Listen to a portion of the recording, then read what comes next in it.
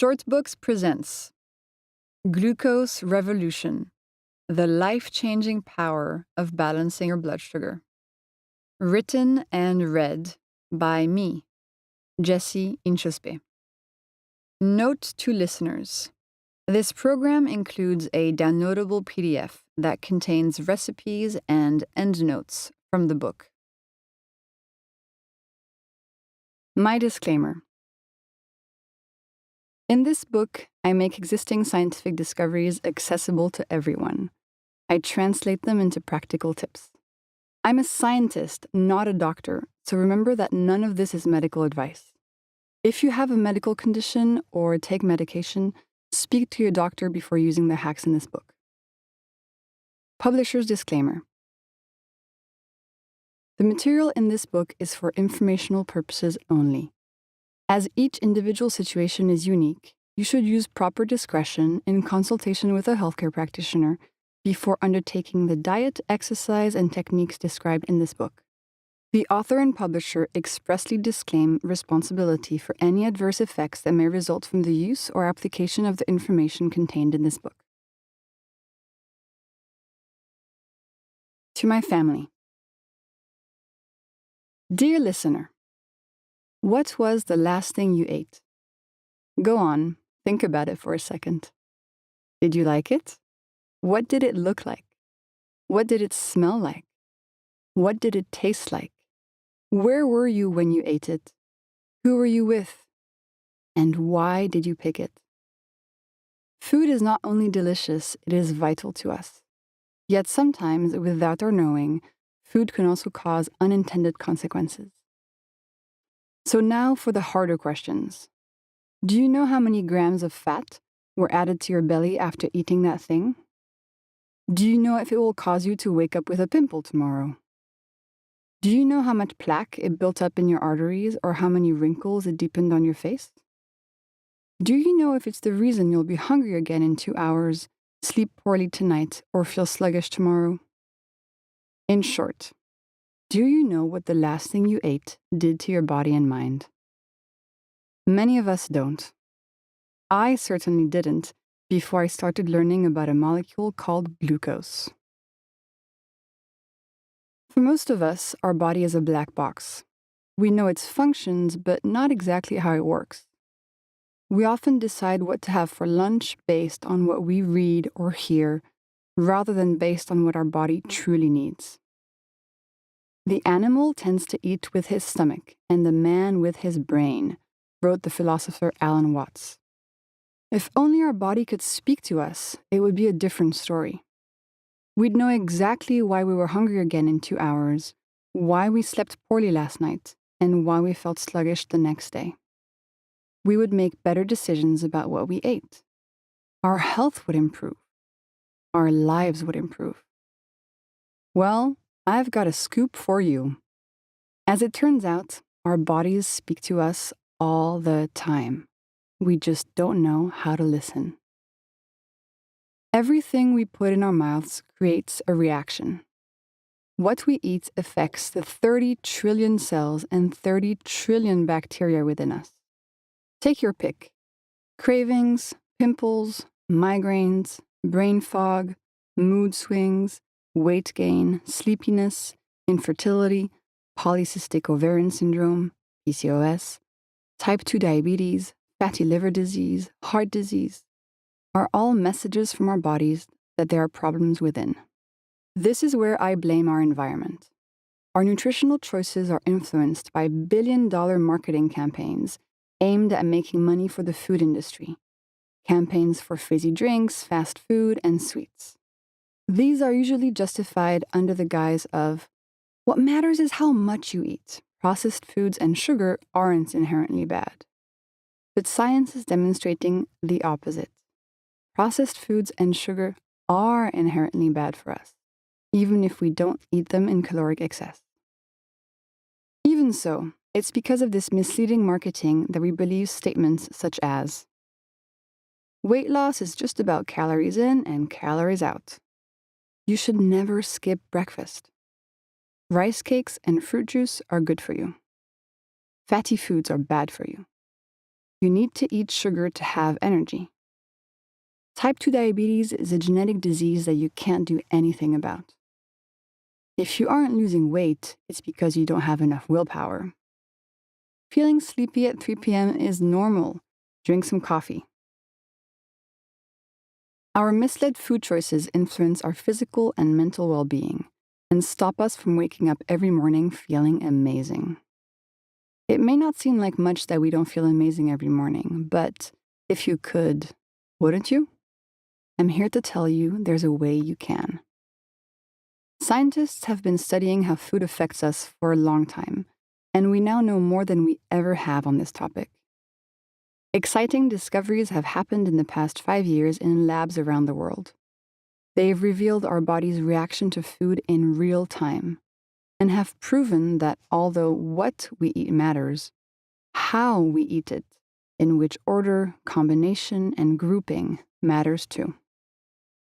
What the science shows is that in the black box that is our body, there is one metric that affects all systems.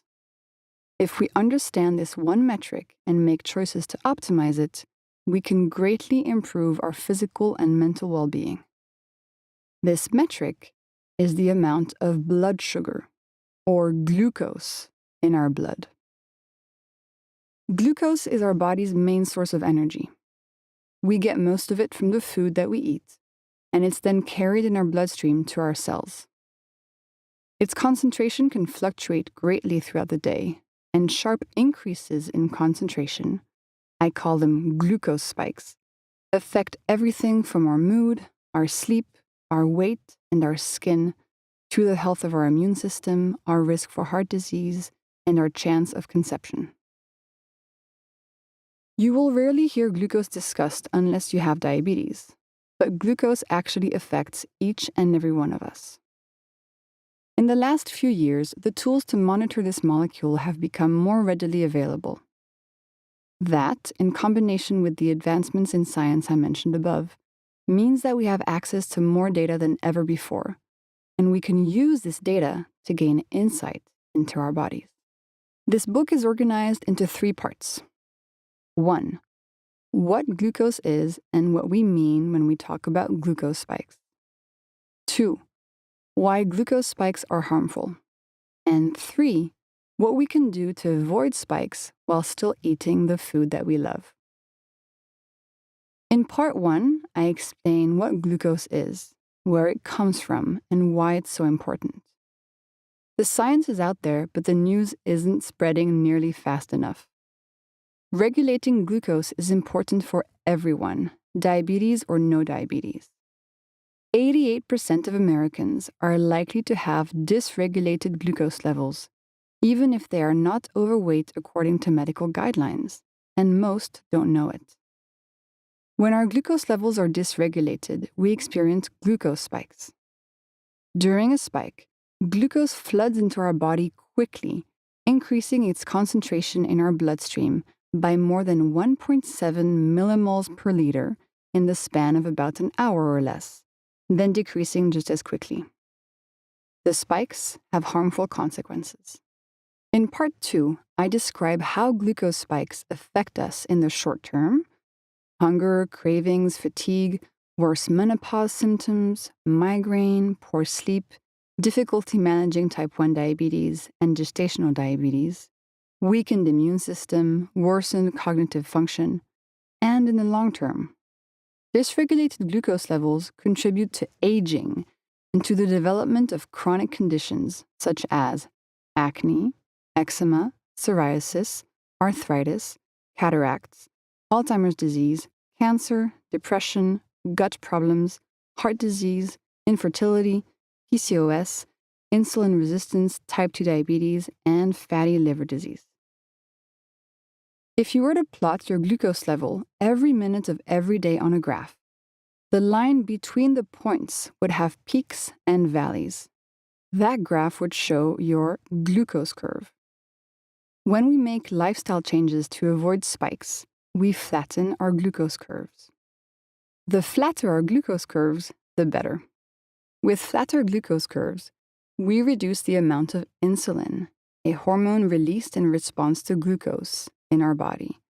And this is beneficial as too much insulin is one of the main drivers of insulin resistance, type 2 diabetes, and PCOS.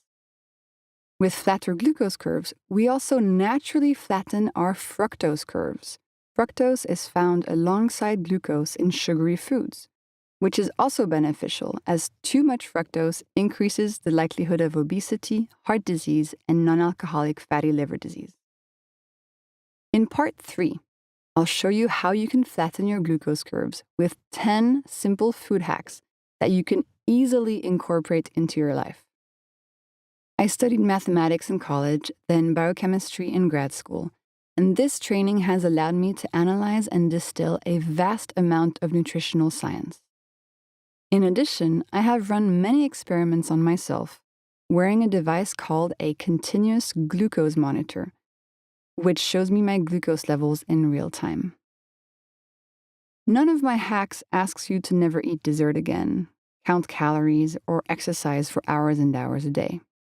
Instead, they ask you to use what you've learned about your physiology in parts 1 and 2, really listening to your body, to make better decisions about how you eat.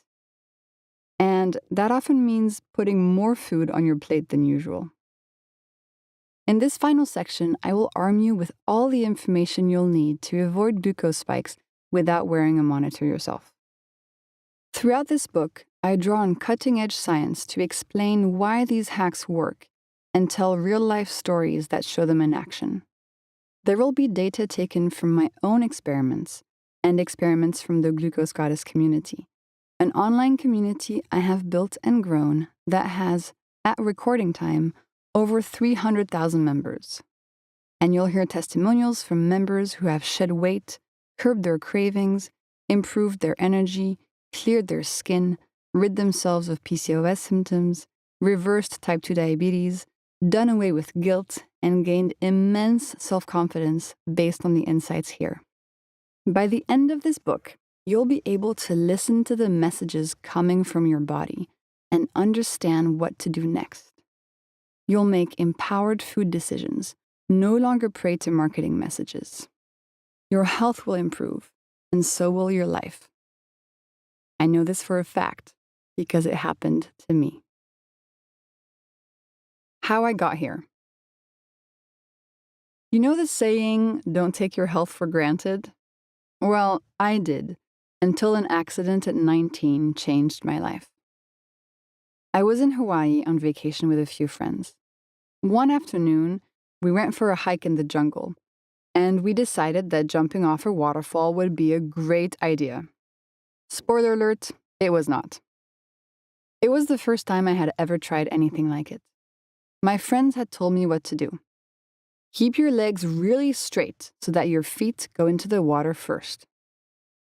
Got it, I said, and off I went.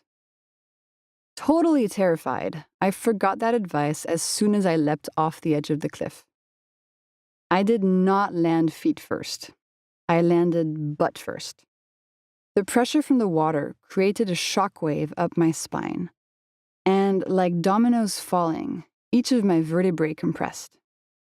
Shack, shack, shack, shack, shack, shack, shack, they went, all the way up to my second thoracic vertebrae, which exploded into 14 pieces under the pressure. My life exploded into pieces too. After that, I divided it into two. Before the accident and after the accident. I spent the next 2 weeks immobilized in a hospital bed, waiting to undergo spinal surgery. As I lay awake, I kept mentally picturing what was going to happen, unable to fully believe it. The surgeon was going to open my torso from the side, at my waist, then from the back, at the level of the broken vertebra.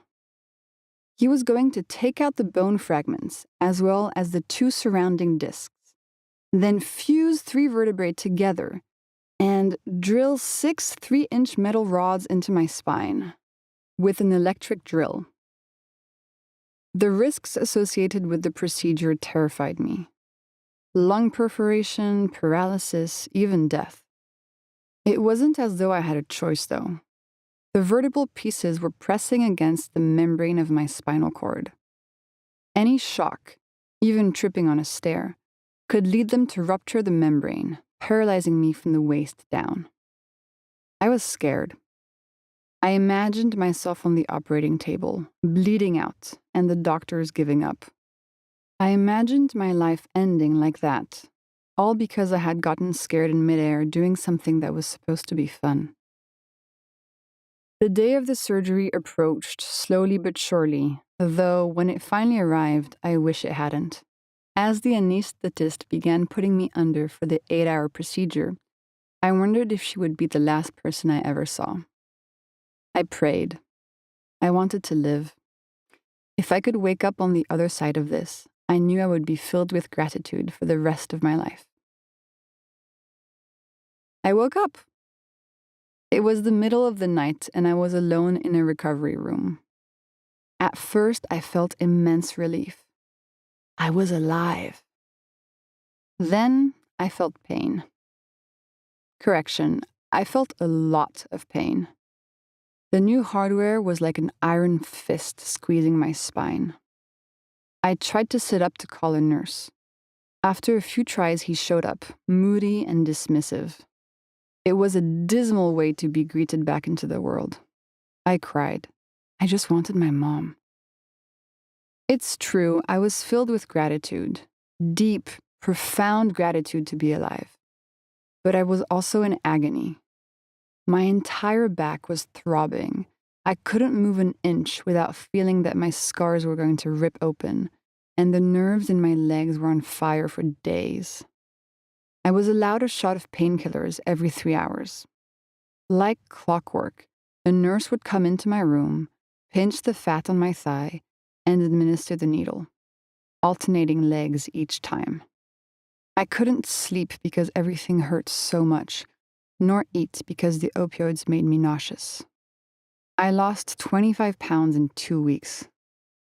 I felt at once lucky and stupid, sorry for what had happened, guilty for putting my loved ones through this, and at loss for what to do.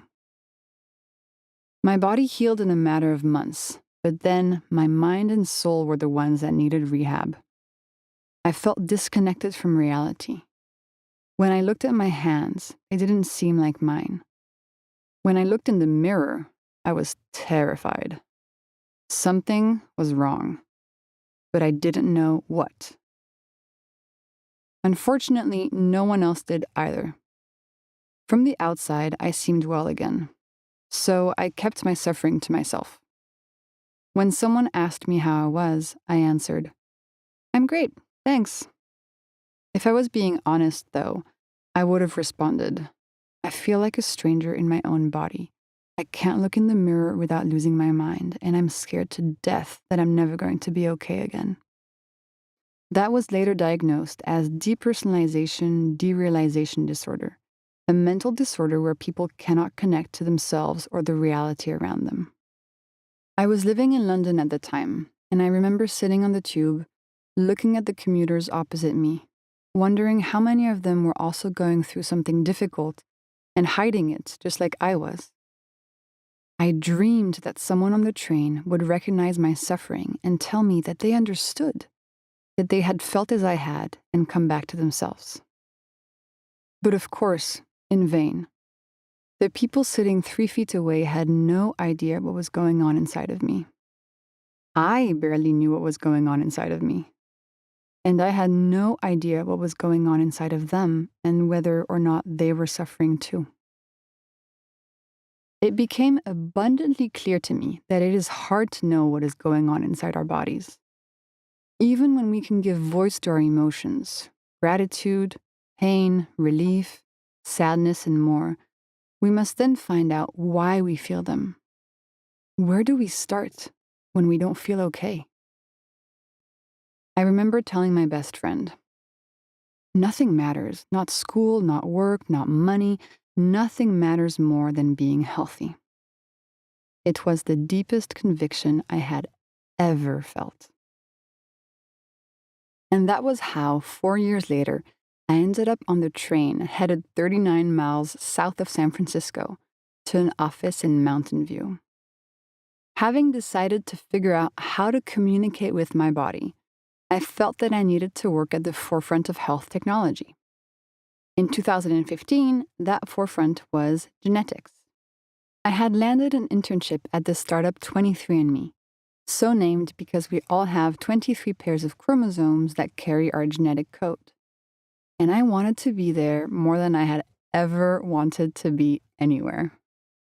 My thinking went like this. My DNA created my body, so if I can understand my DNA, I can understand my body. I worked as a product manager. I had 2 degrees under my belt and a passion for making complicated subjects simple. I was putting these to good use.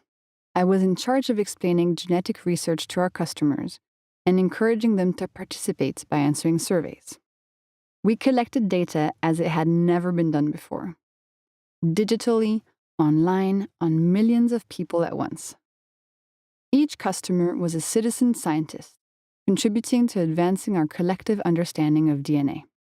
The goal was to innovate in the field of personalized medicine and deliver health recommendations unique to each individual.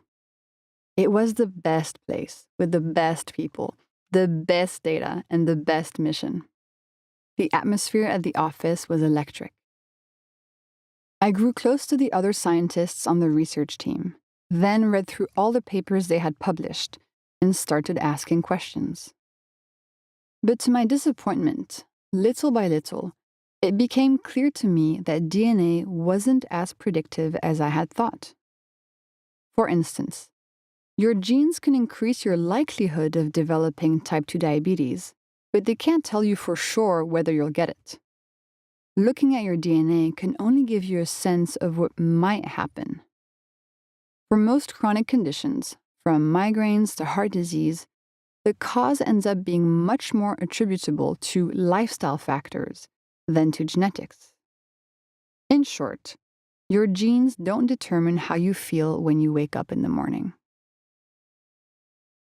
In 2018, 23andMe launched a new initiative. It was led by the Health Research and Development team, which was in charge of coming up with cutting-edge ideas.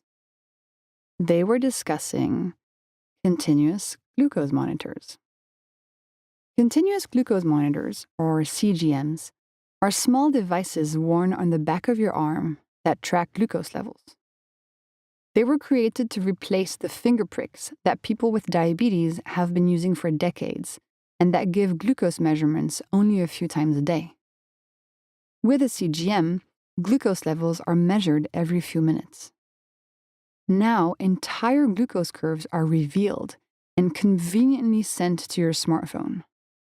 It was a real game changer for those with diabetes who rely on glucose measurements to dose their medication. Soon after 23andMe launched the project, top athletes started to wear CGMs too, using glucose measurements to optimize their athletic performance and endurance.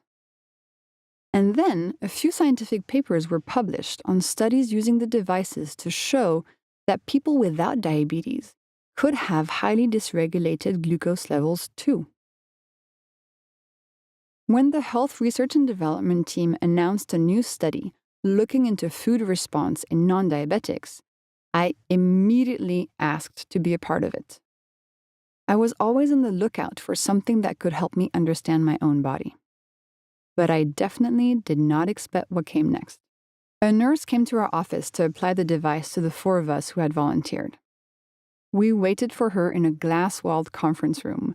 Then we literally rolled up our sleeves. After wiping the back of my left upper arm with an alcohol swab, the nurse placed an applicator against my skin. I was told that a needle would go in and insert a tiny 3mm long fiber, an electrode, under my skin.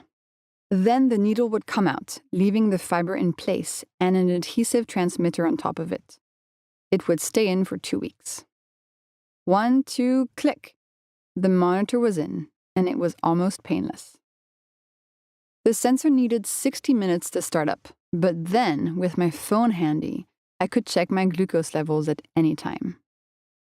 Technically not in my blood, but in the fluid between my cells.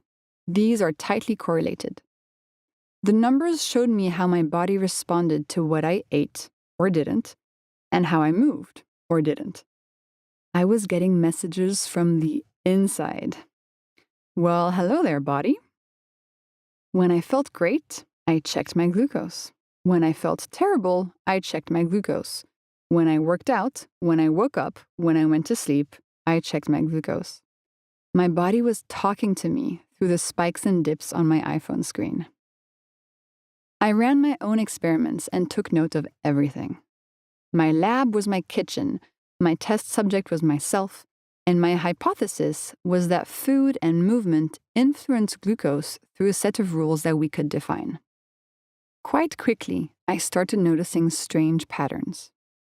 Nachos on Monday, big spike. Nachos on Sunday, no spike. Beer, spike. Wine, no spike. M&Ms after lunch, no spike. M&Ms before dinner, spike. Tired in the afternoon, glucose had been high at lunch. Lots of energy all day, glucose was very steady. Big night out with friends, glucose roller coaster through the night. Stressful presentation at work, spike. Meditation, steady. Cappuccino when I was rested, no spike. Cappuccino when I was tired, spike. Bread, spike. Bread and butter, no spike. Things got even more interesting as I linked my mental states to my glucose levels. My brain fog, which I had started experiencing since my accident, often correlated with a big spike, and sleepiness with a big dip. Cravings correlated with a glucose roller coaster, spikes and dips in quick succession. When I woke up feeling groggy, my glucose levels had been high throughout the night. I sifted through the data, reran many experiments, and checked my hypothesis against published studies. To feel my best, it became clear that I had to avoid big spikes and dips in my glucose levels. And that was what I did. I learned how to flatten my glucose curves. I was making transformative discoveries about my health. I cured my brain fog and curbed my cravings. When I woke up, I felt amazing. For the first time since my accident, I began to feel truly well again. So I started telling my friends about it. That's how the Glucose Goddess movement began. At first, I got a lot of blank stares. I showed my friends the studies and told them that they too should care about flattening their glucose curves. Silence. It became clear that I had to find a way of communicating those studies in an engaging way. I thought about using my own glucose data to illustrate the science. The problem was that at the outset, the insights from it were difficult to grasp. To be able to make sense of it, I needed to zoom in to a specific time of day. But there was no way of doing so in the app the continuous glucose monitor came with. So I built software on my computer to do it myself.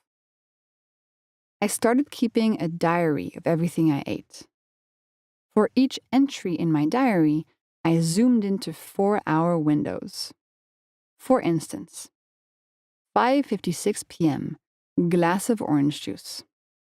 I looked at my glucose measurements starting 1 hour before I drank the juice and ending 3 hours later. Those gave me a convenient view of where my glucose levels were before I drank it, during, and after. To make it easier on the eyes, I turned the dots into a line and filled in the spike. And then, because science should be stylish too, I simplified the axis and added an image of the food on the right. That was certainly more engaging. My friends and family were fascinated by the graphs. They asked me to test more and more foods and share the results. And then they started getting their own continuous glucose monitors. They sent me their data, and I aggregated it. One thing led to another, and after a while, I didn't have enough time to keep up with the graph-making demand. So I built a phone app that automated it. My friends started using the app, friends of friends too. It caught on like wildfire. Even friends without CGMs, buoyed by the evidence, started changing their eating habits. And then in April 2018, I started the Glucose Goddess Instagram account. And as the community grew and responded to my experiments and sent me results from their own, I became increasingly startled. Glucose, I realized, was associated with just about everything. Part 1. What is glucose? Chapter 1. Enter the cockpit. Why glucose is so important.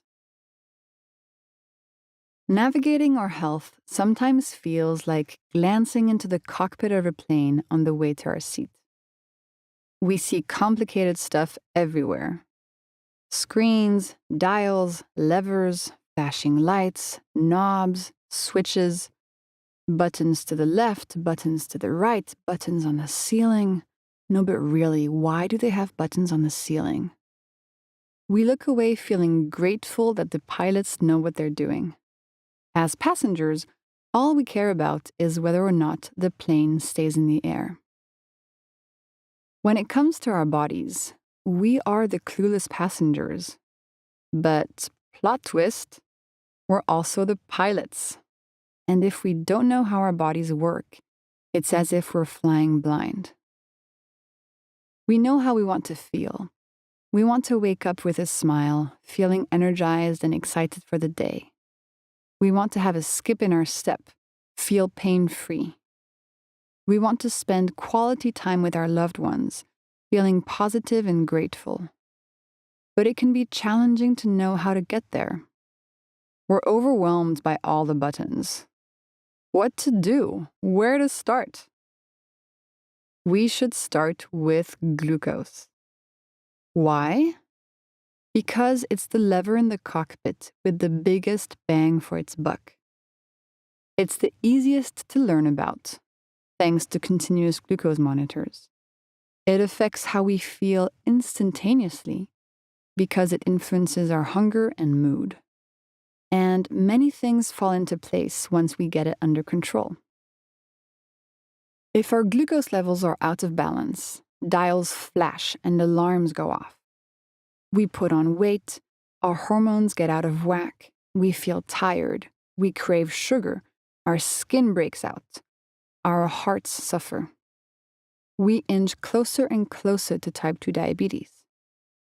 If our body is the plane, the symptoms are the pitch, roll, and yaw of a machine out of control. And these strongly indicate that we need to rectify something to avoid a crash. To get back into ideal cruising mode, we need to flatten our glucose curves. How do we move this lever? Very easily, with what's on our plate. Yes, this audiobook is for you. A recent study showed that only 12% of Americans are metabolically healthy, which means that only 12% of Americans have a perfectly functioning body, including healthy glucose levels. We don't have this exact number for all countries, but we know that metabolic health and glucose levels are getting worse everywhere. Odds are that you and 9 out of the 10 people closest to you are on a glucose roller coaster without knowing it. Here are some questions to ask yourself to find out if your glucose levels are dysregulated. Have you been told by a doctor that you need to lose weight? Are you trying to lose weight but finding it difficult? Is your waist size or trouser size above 40 inches if you are a man or above 35 inches if you are a woman? Waist size is better for predicting underlying disease than body mass index or BMI is. Do you have extreme hunger pangs during the day? Do you feel agitated or angry when you are hungry, also known as hangry? Do you need to eat every few hours? Do you feel shaky, lightheaded, or dizzy if meals are delayed? Do you crave sweet things? Do you feel sleepy mid-morning or mid-afternoon, or are you tired all the time? Do you need caffeine to keep you going throughout the day? Do you have trouble sleeping or wake up with heart palpitations? Do you have energy crashes where you break out in a sweat or get nauseous? Do you suffer from acne, inflammation, or other skin conditions? Do you experience anxiety, depression, or mood disorders? Do you experience brain fog? Is your mood variable? Do you frequently get colds? Do you experience acid reflux or gastritis? Do you have hormonal imbalances, missed periods, PMS, infertility, or PCOS? Have you ever been told that your glucose levels are elevated? Do you have insulin resistance? Do you have prediabetes or type 2 diabetes? Do you have non-alcoholic fatty liver disease? Do you have heart disease? Do you have difficulty managing gestational diabetes? Do you have difficulty managing type 1 diabetes? And most important, do you think you could feel better than you currently do? If the answer is yes, keep listening. What this audiobook says and what it doesn't. Before we dive in, it's important to know which conclusions not to draw from this audiobook. Let me explain. As a teenager, I went on a vegan diet. It was a bad vegan diet. Instead of cooking nutrient-rich chickpea stews and loading up on crispy baked tofu and steamed edamame, I chose vegan Oreos and vegan pasta. All I ate was poor quality, glucose spiking food. My skin broke out in pimples and I was constantly tired. As a young adult, I went on a keto diet. It was a bad keto diet. I had hoped to lose weight. Instead, I gained weight because in the process of removing all carbohydrates from my diet, all I ate was cheese. I stressed my hormonal system so much that my period stopped. The more I've learned, the more I've realized that there is no benefit to extreme diets, especially because dogmas can easily be abused. There is very unhealthy vegan food, and there is very unhealthy keto food. The diets that work are the ones that flatten our glucose, fructose, and insulin curves. When vegan and keto are done well, they both do this.